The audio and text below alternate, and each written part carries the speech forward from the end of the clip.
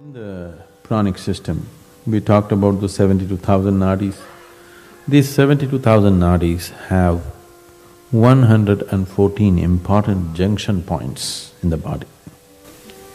Generally, these are referred to as chakras. The word chakra literally means a wheel.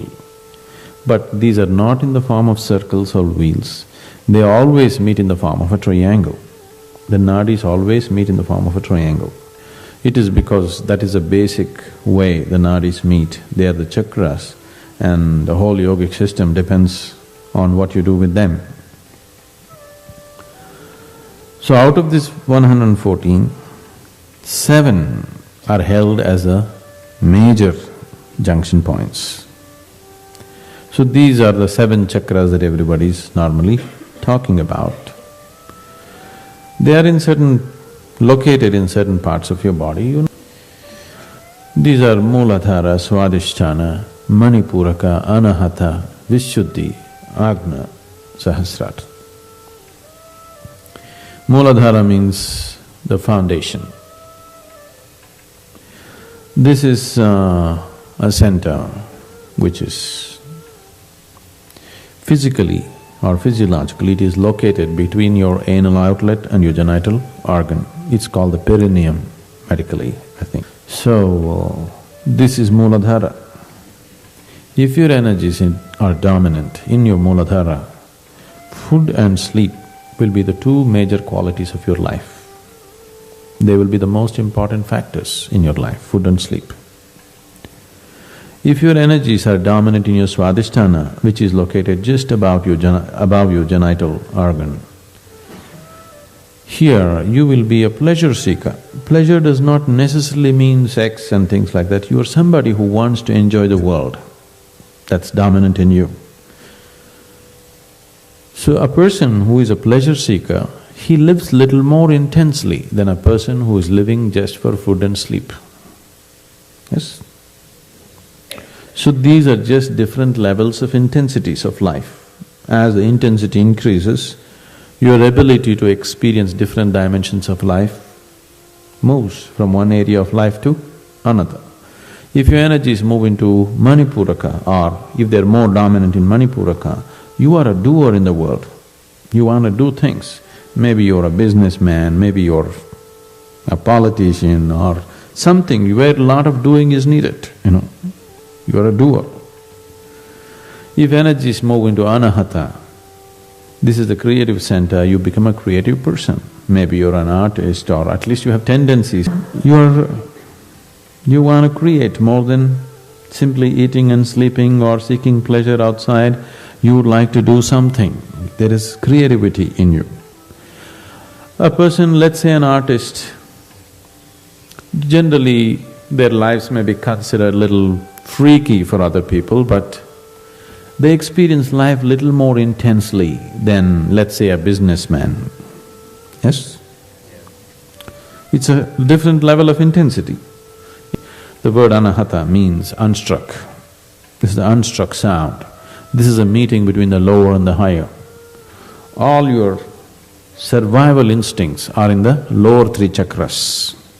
Self-preservation is in manipuraka, svadhisthana and muladhara.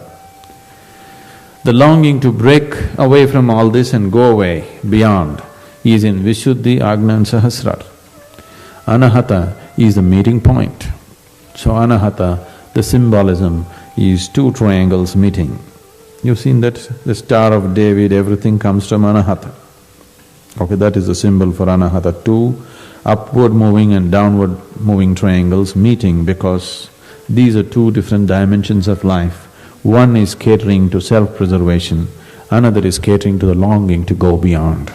In your head and your heart, you have longings to go beyond, but in your body you have longings to preserve. So if energies move into vishuddhi, it's a power center, you can become enormously powerful, very powerful individuals. When I say power, not necessarily physical or financial or something, people can be powerful in so many ways. Just the very way they stand, some people are powerful, some people are not, isn't it? Yes? So you don't have to do any action. You make 10 men stand here, the very way they stand, Some men are powerful, some aren't, isn't it so? It's not necessarily because of their activity, just the way they are. They don't have to pose for anything, just simply the way they are, there is power about them. If your energy is moving ajna, you are intellectually realized, you see things clearly, you see everything the way it is. Once you begin to see everything the way it is, you are at peace. So ajna is called as the third eye because you see things the way they are. With these two eyes are very deceptive. They make you see things the way it is necessary for your survival. They don't allow you to see everything the way it is. Once your energies touch ajna, now you're seeing things the way they are, everything the way it is. Now, that is why it is referred to as a third eye. Now, sahasrara is the seventh chakra that is not in the body, just outside the body. But most people, it is dormant, it is not active. If some sadhana comes into your life, if you activate it in a certain way, or because of a very intense way of living, it can become active. If energy is moving to sahasrara, you will become unexplainably, unreasonably ecstatic. Simply like crazy, you're ecstatic. If you come to the bhava spandana, you will see, simply for no reason, you will be spilling in ecstasy.